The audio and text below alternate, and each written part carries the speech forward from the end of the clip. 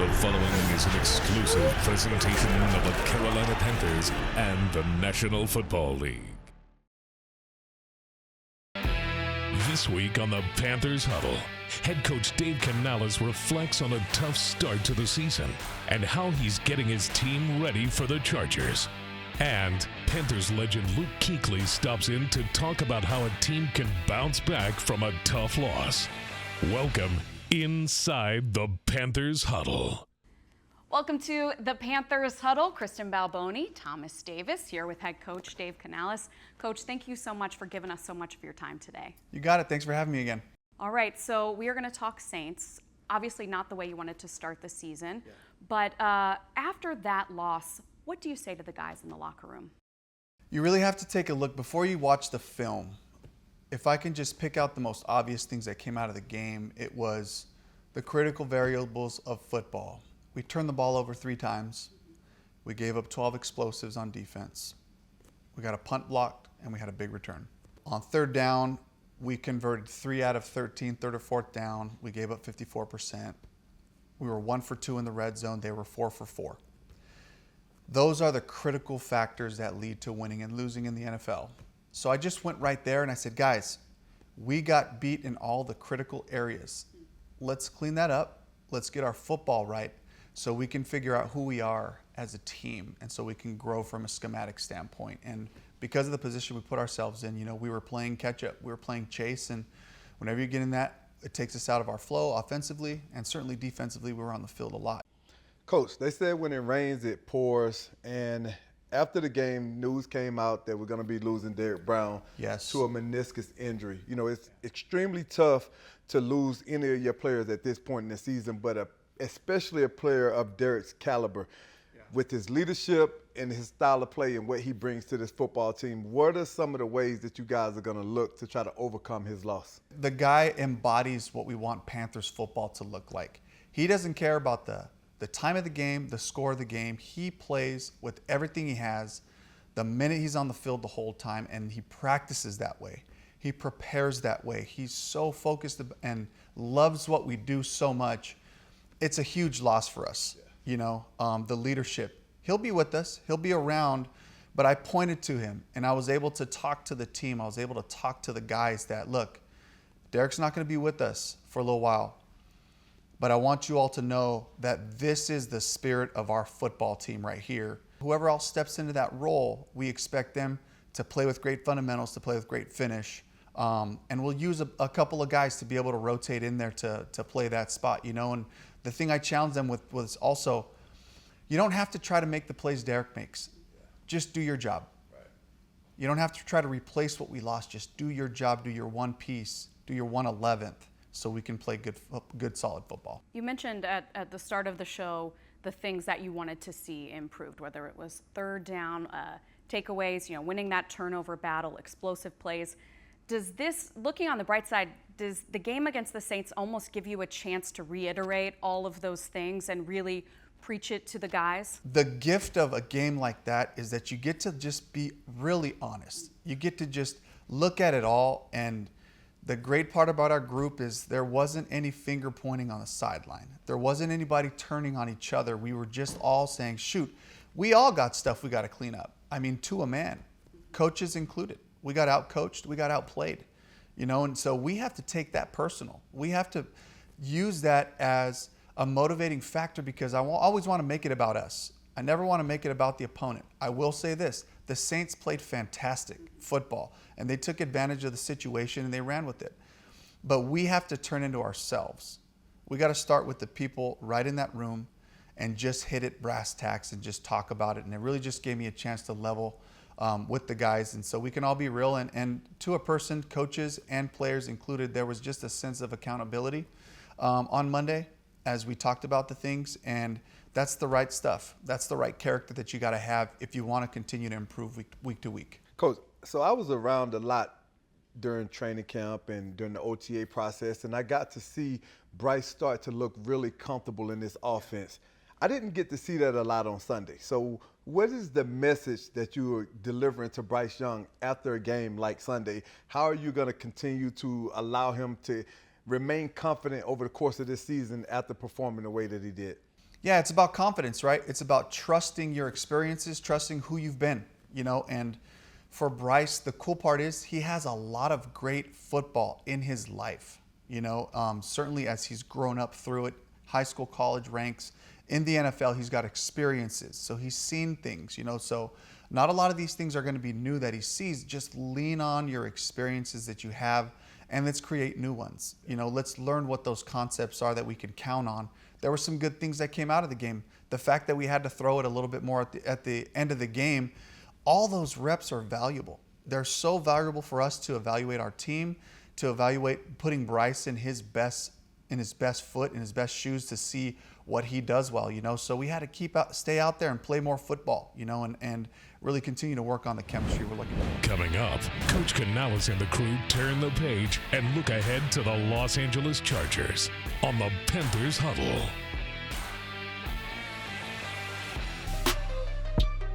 This exclusive presentation of the Carolina Panthers Television Network is brought to you in part by Bank of America, the official bank of the Carolina Panthers.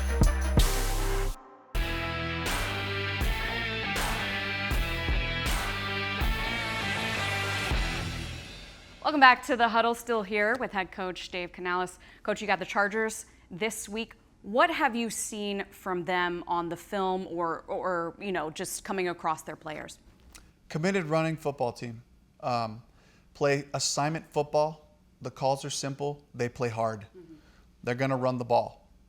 I love it. I love the attitude. That's what I hope to build for our group. This is going to be a fist fight. This is going to be a physical game. We're counting on it. And we're counting on bringing that to the stadium every week. So we got to have these matchups. We got to have these things that challenge us in the right ways to test our character. And it'll be a pretty simple game when it comes to the game plan and all that. And it'll come down to one-on-one matchups, guys playing hard, who wants it more. And I love the challenge of it. Coach, the Chargers has some serious weapons defensively on all three levels. When you look at Derwin James and what he offers in the secondary, on the second level, you got Denzel Perriman. They added him back to the fold.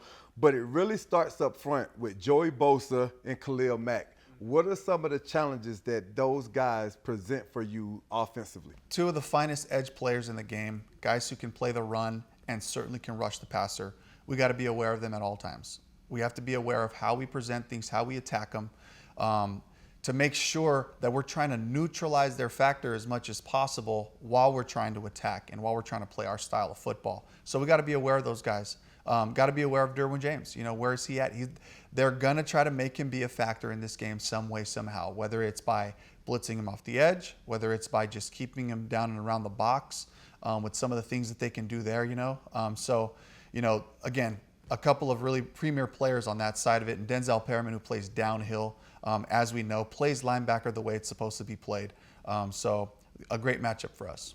Yeah, you just talked about the defense, some of the things they might be able to do. What about defensive coordinator Jesse Minter? Do you have experience with him? I do not. But, there's some similar background. He was with Coach Harbaugh at Michigan, Mike McDonald in Baltimore. So there's some similarities, some crossover in the things that they do. It's a great defense. That really they pride themselves on running to the football. They pride themselves on, holding shells and trying to create confusion for the offense. So a great challenge for us. Coach, I know that with the way Coach Harbaugh likes to run the football and utilize play action, that can be a little tricky. For me as a linebacker, we always talked about not allowing offenses to have balance. So what are some of the things that you guys are particularly looking forward to in some of the ways of taking away their running game and making them one-dimensional? Yeah, you said it right there. It's about focusing on stopping the run. And making sure that we have the right calls, the right mentality, the discipline. As you know, TD, run game fits is about discipline. One person jumps out of a gap trying to make a play, puts a lot of pressure on the inside backers, and vice versa. Backers trying to shoot gaps at the wrong time can also put them out of position on some of the perimeter runs. So it's the discipline, it's the toughness, it's the understanding. This is going to be an all-day sucker. It ain't going to quit in the first, second quarter. Even if we do have success early, they're not going to get away from the run game. They're going to stay with it, within reason, as long as they can. That's just the way that this team is built and the mentality that Coach Harbaugh wants to have.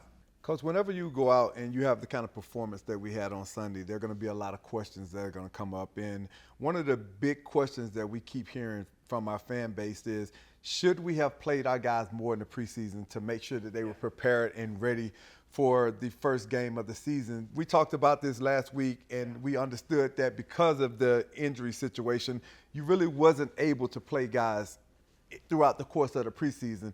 But have you had any second guesses or second thoughts about whether or not that would have made the difference in that first game had we played those guys? TD, I would say, honestly, because of the performance, I got to just look at the whole process. I got to look at the whole thing, the week leading up to it, all the things, for me, like those are the things that I think about. And as we both know, that's water under the bridge. We got to play football. They're not going to postpone this game. It's happening at 1 o'clock on Sunday. Make sure you're there. But at the same time, I do owe it to everybody to just look at the process and say, what can we improve upon? What can we do better going forward? I have to be humble enough to understand that instead of sitting up here and saying, I defend everything we did. It's like we had a very specific plan. We went with that plan.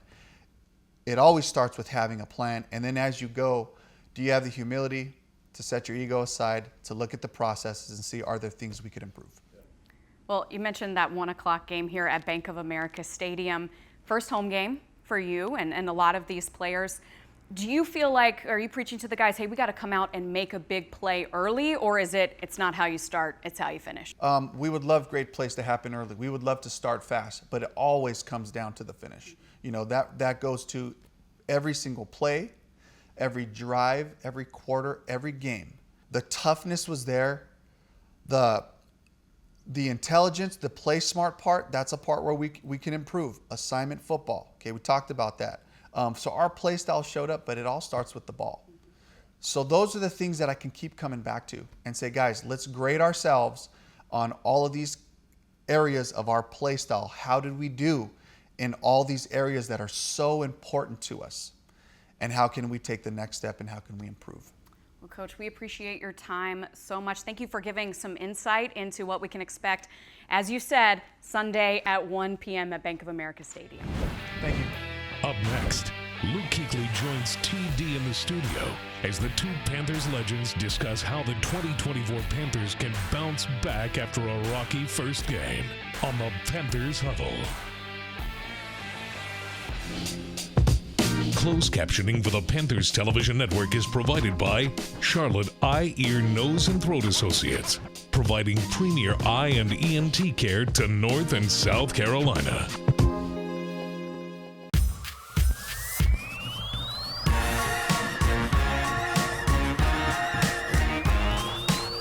All right, right now we are stepping inside TD's film room. TD, we are going to talk about the Chargers and what they did last week against the Raiders. We are going to start with J.K. Dobbins' big run, 46 yards. How did he do it? He did it because of the scheme that Jim Harbaugh devised, but also he did it by taking advantage of some of the mistakes that some of the Raiders defenders made. And we'll jump right into this film, and I'll show you exactly what I'm talking about. The Raiders have this play designed perfectly, but what happens? You always have a guy that ends up in the wrong place, KB, and once you end up in the wrong place as a defender, it usually leads to a big play from the offense, and we'll see that right here. J.K. Dobbins squeezes right in, and we'll show it to you from another angle. Great job of him eluding the tackler downfield. But what happens on this play, this defender from the Raiders does not fit where he's supposed to be. Anytime as an offense you turn on the film and you see three guys getting blocked by one man, that's never a good thing for you defensively. And that's exactly what happened. And J.K. Dobbins does a great job of finding the hole, and he takes it 46 yards, eluding the tackler, making him miss, and he's literally taking it to the house right now. So we have to make sure that we do a great job of eliminating the production by J.K. Dobbins. 10 carries, 100-plus yards is something that we cannot have in this game. These two guys, KB, have been a menace for so many offenses. And it starts up front for the Chargers when they're playing defense. And it starts with Khalil Mack. Khalil Mack is a guy that can beat you in so many different ways. And right here, he just bull rushes the tackle. So we have to be stout in our approach and make sure that we anchor down.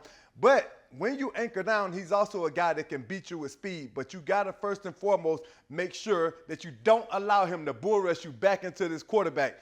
Khalil Mack is a guy that has been doing this for a very long time. And if you allow him to, he can make your day extremely tough. But he's not one of those guys that you can just, hey, we're going to slide the protection to Khalil Mack because we know he's over there. And you know why? Because they got Joey Bosa on the other side. And this is what Joey Bosa has been doing since his days at Ohio State. He's been getting quarterbacks on the ground. They got these guys as bookends on each side. And we got to make sure that the offensive line is set and ready to go. They have to know where these guys are at all time. We have to make sure that this offense is locked in on Joey Bosa and Khalil Mack at all times. And we got to be sound in our running the game to make sure that we don't give J.K. Dobbins or Gus Edwards any kind of lanes because they will exploit the defense. All right, that is the game plan for a win on Sunday. TD, thank you. No problem. Welcome back to the Huddle. And as you guys can see, I have a very special guest with me, my brother, your very own Luke Kuechly is in the building, joining us on the Huddle right now. Luke, so we saw what happened in the game on Sunday. And whenever you lose a game the way that we lost this game on Sunday, it's even tougher. It's tougher for the guys in the locker room. It's tougher for the fan base. And we've unfortunately been a part of some losses like this. You know, kind of talk to our viewers a little bit about how you've been able to handle and bounce back from a loss like that. Well, I think the biggest thing that you have is you watch a tape on Monday, and you can't hide behind tape. What's shown on the tape is what happened in the game. And I think the best thing you can do is take accountability for where you struggled. There's no pointing fingers. There's no he did this, he did that. It's, hey, how can I get better? And when you struggle in a game like that, I look back, we played Minnesota in 2014. We played Baltimore in 2014. We struggled, and I didn't play very well. And I think you have to look at yourself first and say, how can I get better? When a play comes up on tape, take accountability for it. And I think that kind of puts everybody at ease and says, hey, you know what? I've made mistakes before. You've made mistakes before. And then it gets put to rest. And then on Wednesday, now when you get that same look in practice, you got to go out and do it. And it shows basically took accountability for what I did, and now here's me doing a good job getting better at it. You know, so we had some opportunities where we had to bounce back from a tough loss. And I think one of the biggest things that we had as a football team that didn't completely allow our ship to sink in that moment was we had some really good veteran leadership. Absolutely, and I think your best players and your veterans have to show everybody what it looks like. So on the defensive side of the ball, Shaq Thompson, we both know Shaq. We played with Shaq. Shaq will go out there and he's going to communicate. He's going to talk. Josie Jewell, the other linebacker, Jadeveon Clowney, Jordan Fuller, Xavier Woods. Some of our older guys, obviously Derek Brown's going to be out. Ashawn Robinson, J.C. Horn. Guys that are older guys are who the young guys are going to be looking to, right? You look at Trevin Wallace. He's going to be like, hey, man, what does it look like after we lose a game like this? Who's he going to look to? He's going to look to Shaq and Josie in his room. You look at the outside corners, Chow Smith-Wade. Hey, how does JC rebound from this? How about some of our young offensive linemen? What does Corbett and Taylor Moton, what do they do? How do they act? And I think that's the biggest thing for our team is really just who are we as a team? What do we believe in? And I think a lot of it comes down to just go out there and have a really good practice. Communicate, play hard, play your technique, and rely on each other. We can't point fingers, and our best teams were able to kind of flush that and come back the next week and say, hey, it's a new week. We learned a lot last week. We struggled in some aspects, but we're a good team. When we return, TD will give us his 3 keys to victory against the Chargers on the Panthers Huddle.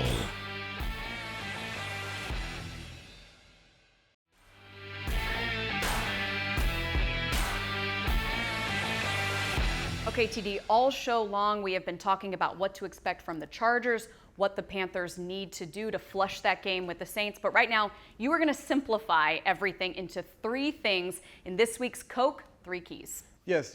And my 3 keys for this game are very, very simple. Number 3, We have to completely forget about what just happened last Sunday. And the reason why I say that, if you sit back and you worry and you stress and you think about what happened the week before, that can linger over into the next week, and you can cause yourself to have another bad game. So we have to completely forget about those things that happened last week and start a whole new season, win this week. Number 2, we have to be the more physical team in all phases of the football game, not just in the trenches.